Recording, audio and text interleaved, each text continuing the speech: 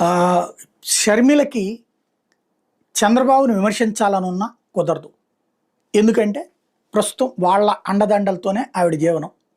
అదే సందర్భంలో ప్రతిసారి చంద్రబాబుని అంటే తను ప్రతిపక్షంలో ఉంది కాబట్టి ప్రభుత్వాన్ని విమర్శించాలి. ఇక అలా విమర్శించేటప్పుడల్లా జగన్‌ని కూడా తిడతది.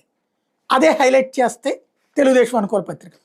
తాజాగా రీవాల్యుయేషన్‌కి సంబంధించి ఒక స్టేట్మెంట్ ఇచ్చింది. 10వ తరగతి ఫలితాల రీవాల్యుయేషన్ మీద ఐటీ శాఖ మంత్రి నారా లోకేష్, వైసీపీ అధ్యక్షుడు వై జగన్మోహన్ రెడ్డి మధ్య వాదనలు చూస్తుంటే దెయ్యాలు వేదాలు వలిస్తున్నట్టుగా ఉన్నాయని ఏపీసీసీ అధ్యక్షురాలు షర్మిల ఎద్దేవా చేశారు. ఆదివారం ఎక్స్ వేదికగా ఓ ట్వీట్ చేశారు. వైసీపీ హయాంలో ఏటా రీకౌంటింగ్‌లో ఫెయిల్ అయిన విద్యార్థులు 20% మంది తిరిగి అధిక మార్కులతో పాస్ అయ్యారు. ఇప్పుడు కూటమి ప్రభుత్వంలో 30,000 మందిలో 11,000 మందికి తిరిగి ఫస్ట్ క్లాస్ మార్కులు వచ్చాయంటే పేపర్ల మూల్యాంకనంలో చిత్తశుద్ధి ఎంత ఉందో అర్థమవుతుంది. విద్యార్థుల జీవితాలతో ఆడుకుంటూ విద్యా వ్యవస్థను భ్రష్టు పట్టించడానికి ఎంతకంటే నిదర్శనం ఇంకేం కావాలి. వాస్తవానికి ఫెయిల్ అయింది విద్యార్థులు కాదు, పేపర్లు దిద్దలేని నాటి వైసీపీ ఫెయిల్ అయింది. ఇప్పుడు పూర్తిగా